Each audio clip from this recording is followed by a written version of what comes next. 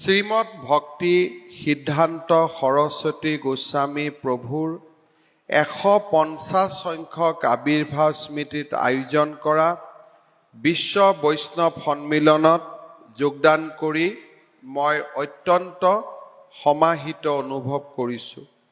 Shrill প্ৰভুপাদ স্বামীয়ে শ্ৰী গৌড়ীয় মঠ প্ৰতিষ্ঠাৰ জৰিয়তে বিংশ শতিকাৰ অন্যতম শক্তিশালী সংস্কাৰমুখী আন্দোলনৰ নেতৃত্ব দিছিল।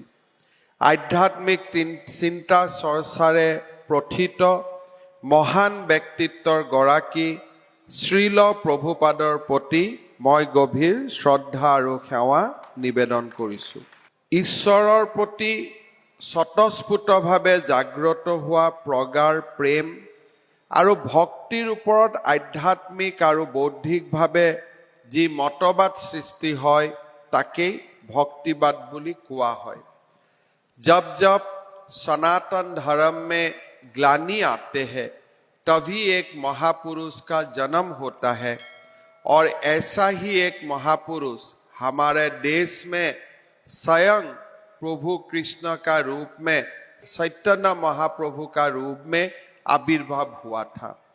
चैतन्य महाप्रभु ने 1500 शतिकाओं में एक नव वैष्णव एक मूवमेंट शुरू किया, लोगों को भक्तिवाद से जोड़ा और नाम और संकीर्तन को मूल आधार बना के सनातन हिंदू धर्म का एक बहुत बड़ा संस्कार किया। जो सनातन हिंदू धर्म उस समय में बौद्ध और जैन धर्म की जो आविर्भाव हुआ था, उस समय हमारा बीच में जो भी कुसंस्कार नजर में आया, लोगों का बीच में बहुत सारा आध्यात्मिक भावना का जन्म हुआ। उसी समय भारतवर्ष ने रामानुजाचार्य, रामानंद, कबीर, सूरदास, तुलसीदास, वल्लभाचार्य, मीराबाई, नानक जैसा महापुरुष को मिला और हमारा सनातन हिंदू धर्म में दोबारा गंगा प्रवाहित हुआ और सनातन हिंदू धर्म पहले से और पवित्र हो गया था। उसी समय असम में भी महापुरुष श्रीमन शंकरदेव का आविर्भाव हुआ और महापुरुष श्रीमन शंकरदेव ने भी एक नव वैष्णव धर्म का असम में सूत्रपात किया। जब जब हम चैतन्य महाप्रभु का जीवन दर्शन, उनका जो शिक्षा, उनको महापुरुष श्रीमन शंकरदेव का शिक्षा का साथ हम लोग तुलना करता हूँ तो हमको दिखाई देता है कि उनका बीच में कोई मूलभूत कोई डिफरेंस नहीं था। सारे चैतन्य महाप्रभु हो, श्रीमन शंकरदेव हो, सब ने मिल के पूरा भारतवर्ष ने एक कृष्ण भक्ति का एक महा आंदोलन का निर्माण किया था। चैतन्य महाप्रभु ने हम सबको जो शिक्षा देके गया था, उसी को आगे करने के लिए और कोई महापुरुष भारतवर्ष ने जन्म लिया। श्री जीव गोस्वामी सभापति हिसाबे श्री रूप गोस्वामीर सहिते विश्व वैष्णव राजसभा प्रतिষ্ঠা কৰিছিল। এই অনুষ্ঠান গঢ় দিয়াৰ অন্তৰালত আছিল শ্ৰী চৈতন্য মহাপ্ৰভু আৰু তেওঁৰ ঘনিষ্ঠ সহযোগীসকলে মানৱ জাতিৰ উত্থান আৰু সৰ্বাংগীন বিকাশৰ বাবে প্ৰচাৰ কৰা শান্তি, প্ৰেম আৰু সম্প্ৰীতিৰ বাৰ্তা আৰু দৰ্শন দশো দিশে বিয়পাই দিয়া।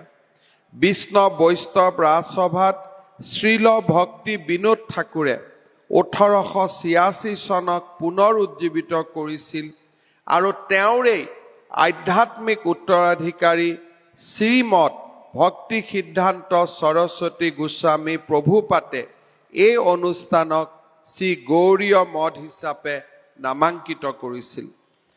শ্ৰীল ভক্তি বিনোদ ঠাকুৰৰ পুত্ৰ তথা আধ্যাত্মিক উত্তৰাধিকাৰী শ্ৰীমদ ভক্তি সিদ্ধান্ত সৰস্বতী গোস্বামী প্ৰভুপাদ আছিল এগৰাকী ন্যায়নিষ্ঠ তীক্ষ্ণ বুদ্ধিমত্তাৰ গৰাকী। মাত্ৰ 9 বছৰ বয়সত ভাগৱতৰ 700 শ্লোক সংস্কৃতত মুখস্থ কৰি তেওঁ প্ৰচুৰ স্মৃতি শক্তিৰ পৰিচয় দাঙি ধৰিছিল। श्रील प्रभुपाद जी जब 9 साल का बच्चा था, उसी समय पूरा भागवत को संस्कृत ने वो कंठस्थ कर लिया था और अपना जो चमत्कारी था उनका एक प्रकार से प्रतिबिंब सबका सामने आ गया था।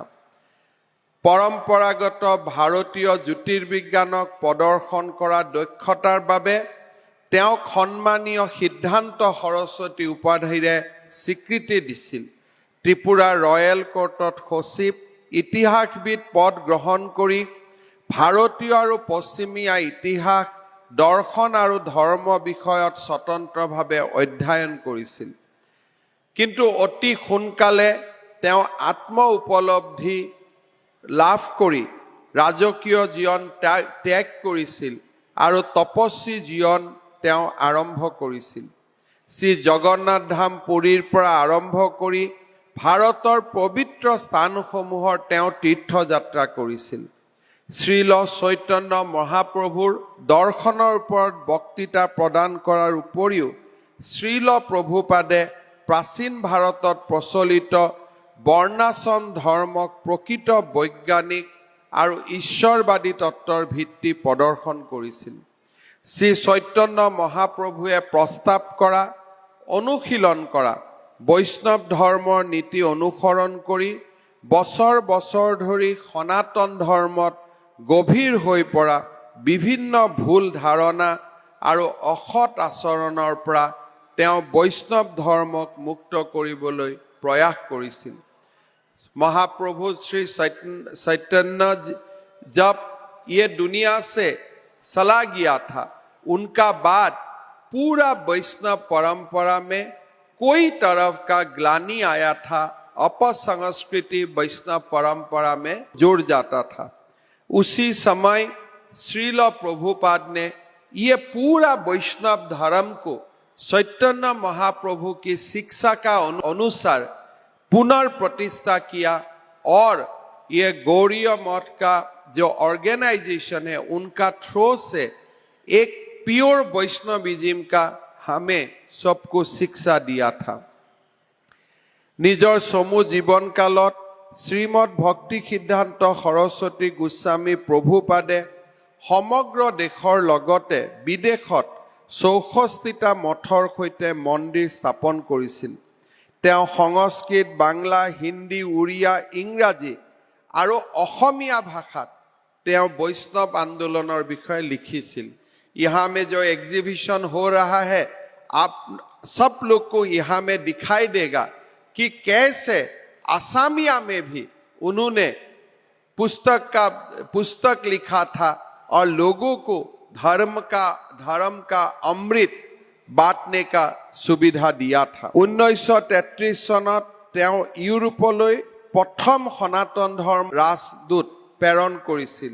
সেই বৰ্ষতে প্ৰথম লণ্ডন আৰু ইউৰোপত প্ৰথম হিন্দু সনাতন ধৰ্মৰ প্ৰতিষ্ঠা হৈছিল। গৌড়ীয়া মিছনৰ লক্ষ্য প্ৰাপ্তিৰ বাবে 1935 চনত তেওঁ বাগবজাৰত গৌড়ীয় মিছন পৰবিদ্যাপীঠ প্ৰতিষ্ঠা কৰে। ব্ৰাহ্মণ আৰু বৈষ্ণৱৰ যোগ্যতাৰ ওপৰত বিতৰ্ক কৰি শ্ৰীল প্ৰভুপাদে এখন সমাৱেশত এই কথা প্ৰতিষ্ঠা কৰিছিল যে ব্ৰাহ্মণৰ মৰ্যাদা বংশগত অধিকাৰৰ ওপৰত নহয়, ব্যক্তিৰ ব্যক্তিগত অৰ্হতা অনুসৰি निर्धारण हुआ उचित। भागवत गीता ने भगवान श्री कृष्ण ने बोला था, चतुर्वर्णा मया सृष्टा गुण कर्म विभाजना, अर्थात गुण और कर्मर उपरतহে चतुर्वर्णर निर्माण হয়। श्रील প্ৰভুপাদে ধৰ্মসভাত প্ৰমাণ কৰিছিল যে এজন মানুহ ব্ৰাহ্মণ তেজৰ জৰিয়তে হ'ব নোৱাৰে, তেওঁৰ শিক্ষা যোগ্যতা আৰু ব্যক্তিত্বৰ ওপৰতহে মানুহে ব্ৰহ্মত্ব বা ব্ৰাহ্মণ হ'ব পাৰে। শ্ৰীমন্ত শংকৰদেৱে অসমত যেনেকৈ অস্পৃশ্যতাৰ বিৰুদ্ধে কাম কৰিছিল, সেই ধৰণে শ্ৰীলত প্ৰভুপাদেও অস্পৃশ্যতাৰ বিৰুদ্ধে কাম কৰিছিল আৰু তেখেতে অস্পৃশ্যতাক ঈশ্বৰ সেৱাৰ পৰিপন্থী বুলি আখ্যা দিছিল। দাতব্য প্ৰতিষ্ঠান আৰু কুষ্ঠ ৰোগীৰ বাবে তেওঁ আশ্ৰম প্ৰতিষ্ঠা কৰি মানৱতাবাদী দৰ্শন আৰু চিন্তাৰ পৰিচয় দাঙি ধৰিছিল। সংস্কাৰমুখী ধ্যান ধাৰণাৰ গৰাকী শ্ৰীমদ ভক্তি সিদ্ধান্ত সৰস্বতী গোস্বামী প্ৰভুপাদৰ চেষ্টাতেই 1918 চনত দাতব্য আৰু দানশীল সংস্থা হিচাপে গৌড়ীয় মঠ পুনৰ সজীৱ হৈ উঠিছিল আৰু 1940 চনত এই সংস্থা গৌড়ীয় মিছন নামে নামাঙ্কিত হৈছিল। এই গৌড়ীয় মিছনে ভাৰতবৰ্ষৰ লগতে বিশ্বৰ অন্যান্য প্ৰান্তত সমতা, সাৰ্বজনীন ভাতৃত্ববোধ আৰু বিশ্ব শান্তিৰ প্ৰচাৰৰ বাবে কাম কৰি আহিছে।